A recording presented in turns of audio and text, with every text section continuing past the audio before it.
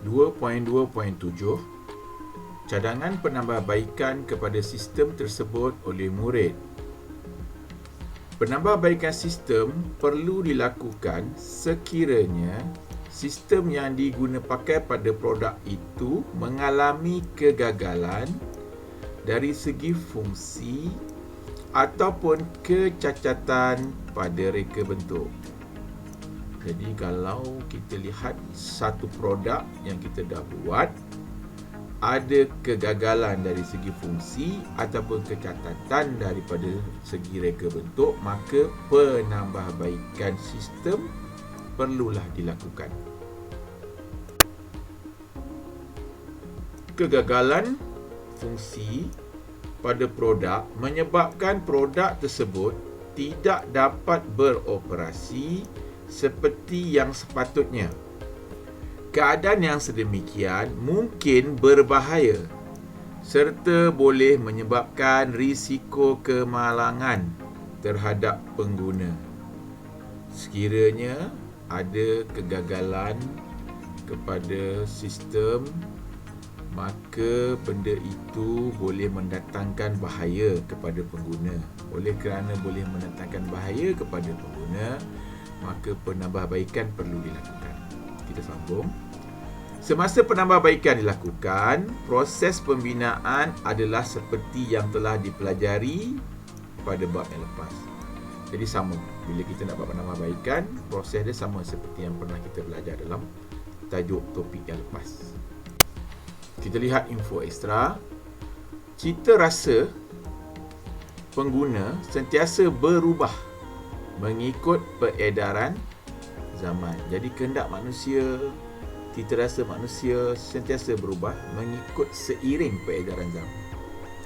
Idea yang dizahirkan oleh pereka bentuk mesti selari dengan cita rasa pengguna.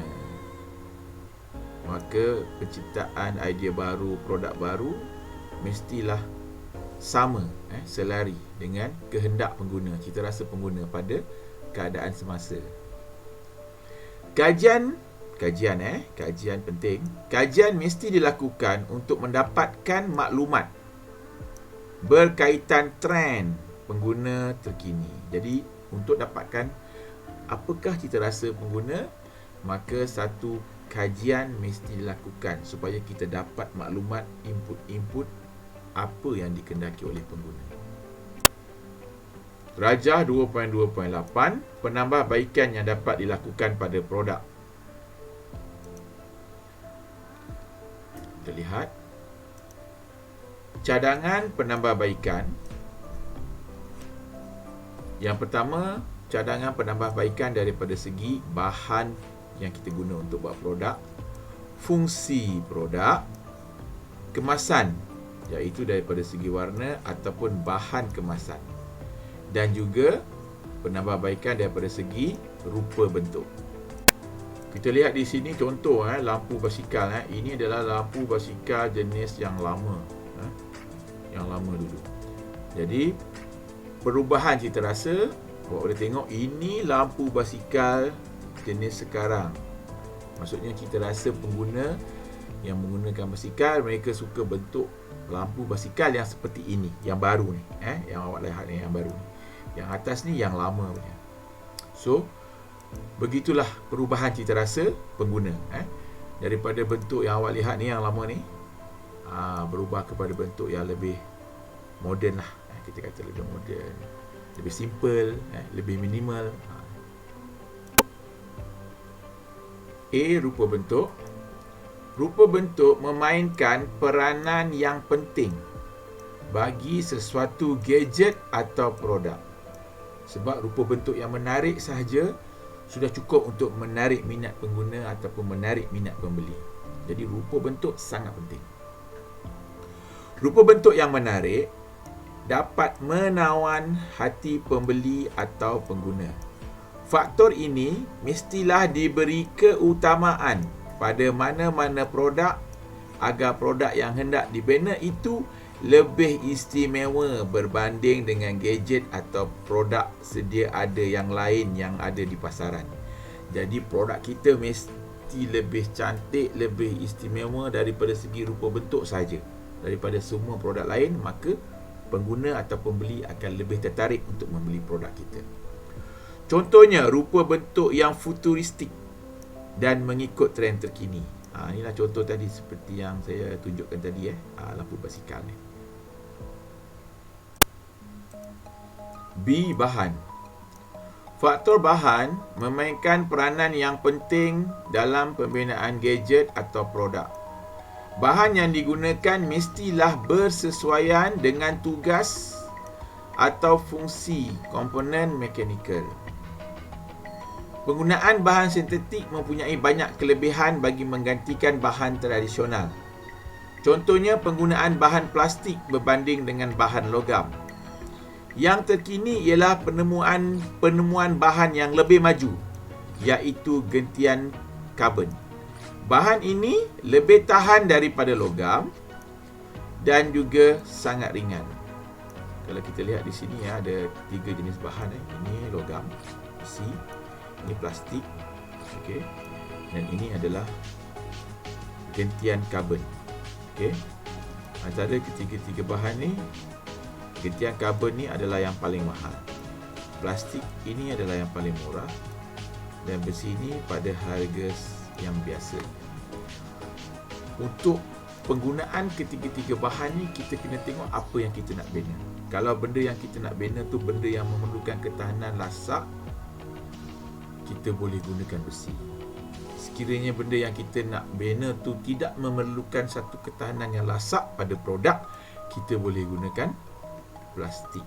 Dan sekiranya sesuatu benda yang kita nak bina tu memerlukan ketahanan yang lebih baik, lebih kuat, contohnya macam kereta Formula 1. Bila berlaku kemalangan, kita nak menyelamatkan pemandu, kita memerlukan satu bahan yang ringan tetapi lebih kuat daripada besi. Okey, contoh seperti itu kita boleh gunakan bahan yang agak mahal ni, iaitu gentian karbon. C. Fungsi. Fungsi bermaksud tugas. Produk yang berfungsi ialah produk yang dapat melaksanakan tugas bertepatan dengan tujuan produk itu dicipta. Contoh, fungsi pen ialah dapat menulis dan menggaris dengan lancar. Itu contoh.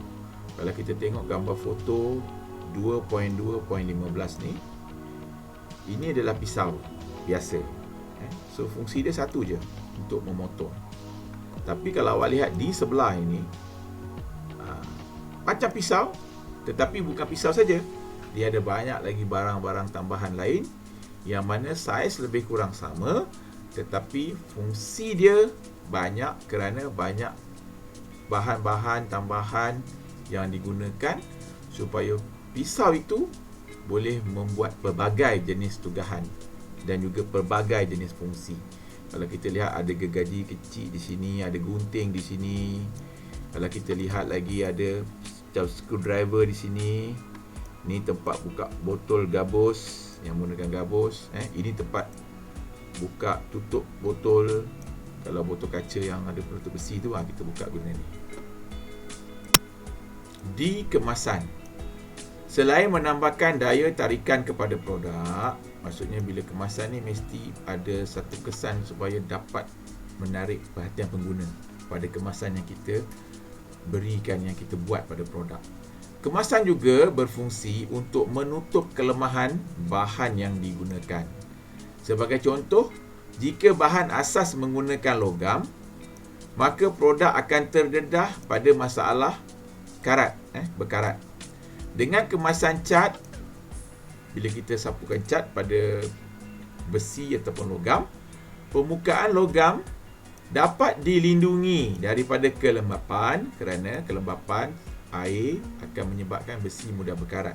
Bila kita letakkan cat, maka besi itu dilindungi oleh cat, maka air sekiranya terkena pada besi itu tidak berkarat, logam itu tidak berkarat. Kerana apa?